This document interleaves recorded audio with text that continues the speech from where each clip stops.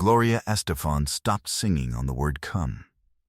She had been midway through the final chorus of Reach, the song she had written after the accident that broke her spine and took 18 months of her life. The song that had become an anthem for anyone who had ever been told they would not recover from something they were determined to recover from. She had sung it 10,000 times. She knew every note of it the way you know the sound of your own heartbeat, without thinking, without effort, the way breathing is not a decision. And then, on the word come, the breath simply stopped. Her hands, which had been open at her sides the way they always are when she sings, palms slightly forward, as if offering something, went still. Her eyes, which had been scanning the audience with the warm, including gaze that has always been her particular gift to a room, locked onto a single point in the darkness beyond the stage lights.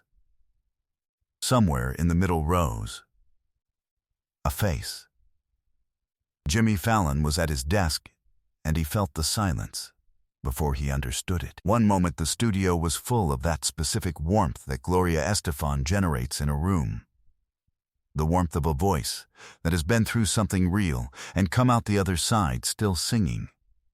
And the next moment, the silence was total. He stood up. He did not know why he stood up. His body understood before his mind did that something had shifted, that the air in the room had changed, that what was happening at the center of the stage was no longer a performance. He could not move.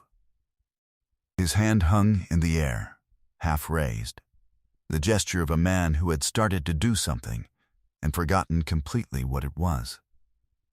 His mouth was slightly open. His eyes were scanning the room, scanning Gloria, scanning the audience, finding no words and no instructions for what to do next. Frozen. Entirely, completely frozen. 300 people held their breath. And from somewhere in the middle rows of the Tonight Show studio, a voice began to sing the line Gloria had just abandoned. Not loud, not performative, just a voice. An older woman's voice, slightly rough at the edges the way voices become after a long life of using them, but carrying the melody with a precision and a gentleness that made the hair on the back of 300 necks stand up simultaneously. Just a voice, completing the song that the woman who wrote it could no longer finish. It was a Wednesday evening taping. March 2024. The Tonight Show starring Jimmy Fallon. Gloria Estefan was the musical guest, a living legend at 66 years old.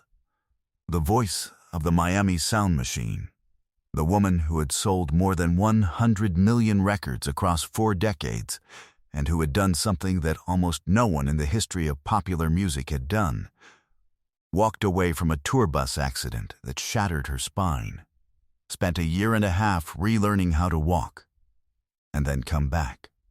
Not diminished, not grateful simply to be present, but fully herself, at full power, as if the world owed her nothing and she owed the world everything she still had left to give. The audience had been on their feet from the first note. This was not a crowd watching a concert. This was a crowd in the presence of someone whose survival they had followed, whose comeback they had witnessed, whose music had been present at some of the most important moments of their own lives. Weddings, road trips, the specific heartbreak of the early 90s, the specific joy that follows heartbreak when you finally allow it. The applause between songs had been the applause of people who are not just appreciating a performance, but expressing gratitude for the fact of someone's continued existence. She had been 3 songs in when Reach began. By the second verse, people in the audience were quietly singing along. The way people sing along to something that belongs to them as much as to the person on stage. The band was full and warm. The lights were perfect. Everything was right, and everything was flowing, and the studio was the happiest room in New York City. And then Gloria Estefan stopped on the word come, and the voice came out of the darkness of the middle rows, and the entire studio froze. The band did not stop immediately. They played 2 more bars before they realized, one by one, that the woman at the center of the stage was no longer singing, that her hands had gone still, that her face had changed in a way that had nothing to do with the performance they had been playing behind her for the past 3 songs. The instruments fell away one at a time. The bass last, and then the only sound in the studio was the voice from the middle rows, finishing the chorus alone, without accompaniment, the way a voice sounds when it has been singing a song for a very long time in private, and is only now allowing itself to be heard. "Gloria, you okay?" Jimmy Fallon managed, his voice barely carrying the distance between his desk and the stage. He was still standing, still frozen, his hand still half raised. She did not answer. She was listening. The entire studio froze. The voice from the middle rows finished the chorus. It did not stop there. It went on to the bridge, the climbing, reaching, almost unbearable bridge of reach, that Gloria herself has said was the hardest part to write, because it asked the listener to believe in something they could not yet see. And it sang the bridge with a steadiness and a certainty that made it sound less like a performance and more like a declaration. The kind of declaration that costs something. The kind you only make when you have earned it completely. People in the surrounding seats had turned to look. 300 heads had swiveled toward the middle rows. But no one spoke. No one moved to stop it. Because what was coming out of that voice was not wrong. It was not an intrusion. It was the most right sound in the room. Then the voice reached the final note and held it and let it go, and the studio was completely, utterly silent. And Gloria Estefan, who had been standing at the center of the stage with tears streaming freely down her face, said one name, barely above a whisper, but caught perfectly by the microphone at her lips. Ciora Reyes. 300 people held their breath, and in the middle rows, an elderly woman in a yellow cardigan looked up. To understand what happened next, you need to understand what happened in 1975. Because Gloria Estefan wasn't always Gloria Estefan. Rock and roll legend. Comeback story. The voice that proved that the human body, given enough will, can do things the doctors say it cannot. She was, once, just a 16-year-old girl in Miami, Florida, who sang only when she was certain no one could hear her. In the spring of 1975, Gloria Fajardo, she would not become Gloria Estefan until her marriage to Emilio 7 years later, was 16 years old and living in Miami with her mother and her younger sister. Her father was ill. The illness required constant care, and that care fell largely on Gloria, the oldest, in the particular way that the oldest child in a family under strain absorbs the weight that the adults around them cannot fully carry. She was cooking meals and managing the household and attending school and doing all of it with a quiet competence that people who knew her then describe, looking back, as heartbreaking in its early maturity. She was also singing, not in public, not in front of anyone.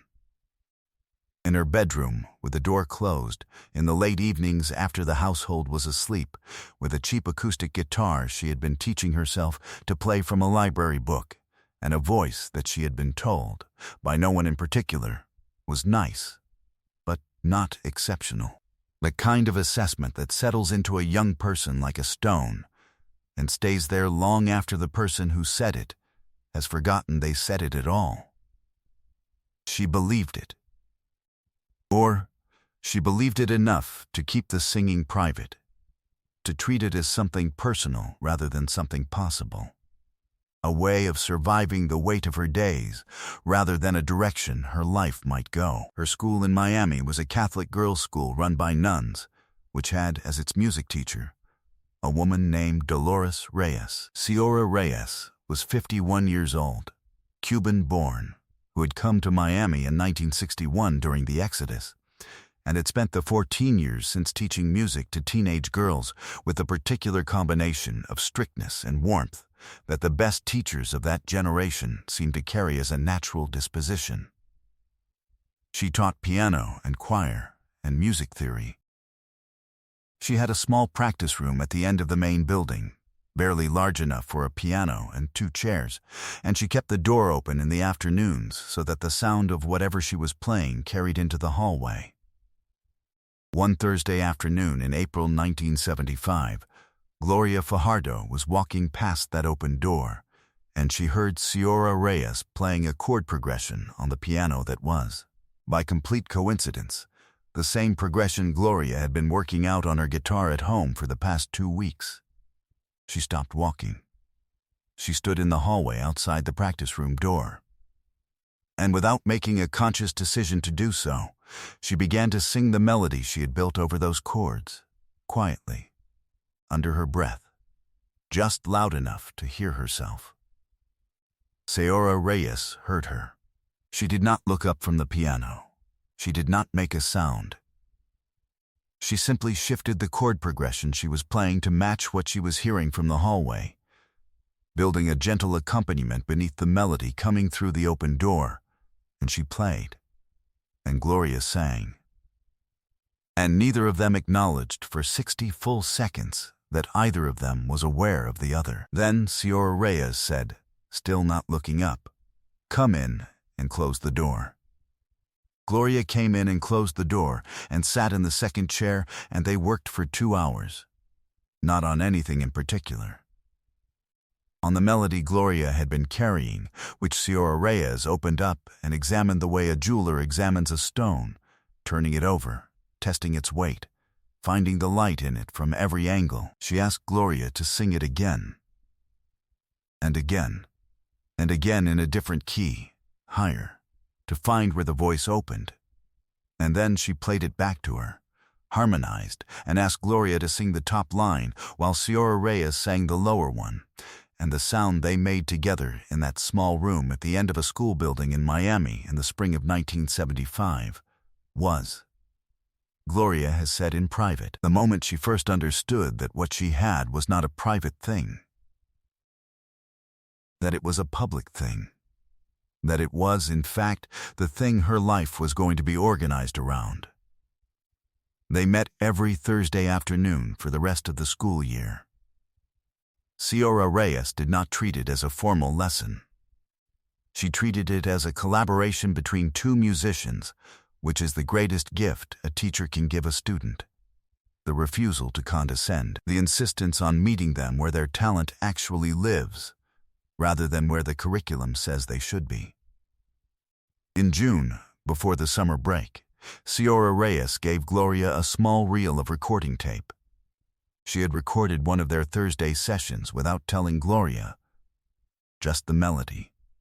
Just the 2 voices harmonizing over the piano. And she had transferred it to a small spool that she wrapped in a square of cloth and tied with a piece of ribbon. She said, "This is what you sound like when you stop being afraid. Keep it. Listen to it on the days when you forget." Gloria kept it. She listened to it on every day she forgot, which was many days in the years that followed. The years of playing small clubs with Emilio's band. The years of slow building. The long road from a practice room in Miami to the stages that eventually held 100,000 people at a time. The reel was old now, the tape fragile. But she had never let it deteriorate past the point of playing. She had it transferred to digital in the 1990s and kept the original reel in a cedar box in her home in Miami. And every few years she would take it out and listen to a 16-year-old girl and a 51-year-old teacher in a small room at the end of a school building, making something together out of nothing. And she would remember why. Ciora Reyes had retired from teaching in 1988 and had lived quietly in Miami ever since. In a small house in Little Havana, tending the garden she loved and attending Sunday Mass and watching, from the outside, the career that had grown out of 2 hours on a Thursday afternoon in April 1975. She had never reached out, never sought anything. Gloria had tried to find her in the early 1990s when the career was large enough that such searches were possible, and had sent a letter to the school which had been forwarded to a retired address, which had been forwarded to a new address, and had, as far as Gloria knew, never arrived. Then Ciora Reyes's daughter, a woman named Carmen, who was a nurse in Coral Gables and who had grown up hearing the story of the Thursday afternoons the way Rosa Calabrese had grown up hearing the story of the stoop on West 44th Street, found the Tonight Show's outreach program through her youngest son, who was 17 and spent more time on the internet than the rest of the family combined. She submitted the story in January 2024. The Tonight Show called her within 72 hours. Gloria Estefan received the call on a Tuesday morning and did not speak for a very long time after her manager had finished explaining what had been found. Then, she said, "Is she well? Is she in good health?" And when the answer was yes, she said, "Then, I want to sing for her. I want to be singing when she hears her name. I want the first thing she knows about tonight to be the music. Because that is where she lives. That is where she has always lived." Behind the scenes, Gloria Estefan had made a decision that defied every producer's expectation. The Tonight Show's production team had planned, in the standard way, to build the reveal around an interview segment, a conversation about the story, about Ciora Reyes, about 1975, after which the teacher would be brought out from the wings to applause and camera coverage. Gloria had listened to the plan and then said, quietly but without any room for discussion, "No. She is not a surprise that gets revealed. She is a person who deserves to be found. There is a difference. I want her in the audience. I want to be singing when I see her. I want her to know that the music she started is still going, that it never stopped." Ciora Reyes had been told by Carmen only that the Tonight Show was honoring music teachers who had shaped the lives of their students. She was 89 years old, and she had put on a yellow cardigan because Carmen had told her the studio might be cold, and she had been helped to her seat in the middle rows by a production assistant who had not told her anything about who else would be in the building that night. She had recognized Gloria immediately when she walked onto the stage. Of course she had. She had been watching that walk, that particular way of carrying herself, for 49 years, first in a hallway outside a practice room, then on stages that grew larger year by year, then on a television in her living room in Little Havana on the evenings when something came on that she needed to see. She had not made a sound. She had simply watched, with the particular attention of a woman who knows she is watching something she started, and folded her hands in her lap, and listened. She had not expected to be heard. When Gloria stopped on the word "come," Ciora Reyes had not made a decision to sing. The voice had simply gone where it always went when that melody played, the same place it had gone on a Thursday afternoon in April 1975, toward the note that completed it, toward the harmony that made it whole. It was not performance. It was not even courage. It was just the most natural thing in the room. Now the studio understood. The stopped breath. The voice from the middle rows. The 89-year-old woman in the yellow cardigan who had heard a 16-year-old girl singing in a hallway, and it said, simply, "Come in and close the door." The Thursday afternoons. The recording on the small reel.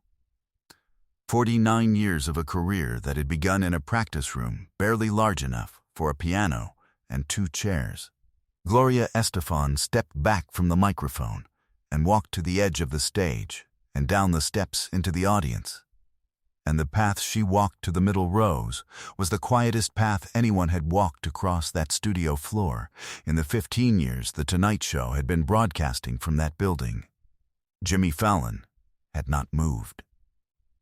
He was still standing behind his desk, still frozen, one hand still half raised, his face wet with tears he had not attempted to manage. He was not trying to speak. He was not trying to bring the moment back inside the structure of a television program. He was simply witnessing it, the way a person witnesses something that has nothing to do with them and everything to do with them simultaneously. But this is the moment no one in the studio and no one watching at home ever saw coming. Gloria Estefan reached Ciora Reyes in the middle rows and stood in front of her. And Ciora Reyes looked up at her with the steady, warm, entirely unfrightened eyes of a woman who had been expecting this for 49 years, without knowing she was expecting it. Gloria reached into the inside of her jacket and produced a small spool of recording tape, wrapped in a square of cloth, tied with a piece of ribbon. Old. The cloth faded. The ribbon softened with age. The spool itself light and slightly fragile, the way old things are fragile. Not broken, not damaged, simply held together by the care of the person who had been keeping it. She held it out with both hands. Ciora Reyes looked at the cloth, at the ribbon, at the particular way it was wrapped, which she recognized because she was the one who had wrapped it. Her hands came up from her lap. They were trembling slightly, not with age, but with the specific tremor of a person receiving something they gave away with love and did not expect to see again. "You kept it," she said. Her voice was barely above a whisper, but the studio was the quietest room in New York, and every word reached the walls and came back. "I have kept it since the day you gave it to me," Gloria said. Her own voice was breaking, and she was not trying to hold it together, and it did not matter, because the breaking was part of it. Because the breaking was the proof. She said, "I listened to it on every day I forgot. And there were many days I forgot." Ciora Reyes shook her head slowly. "You never forgot," she said. "What I heard in that hallway in 1975 was already fully formed. I only showed you the door."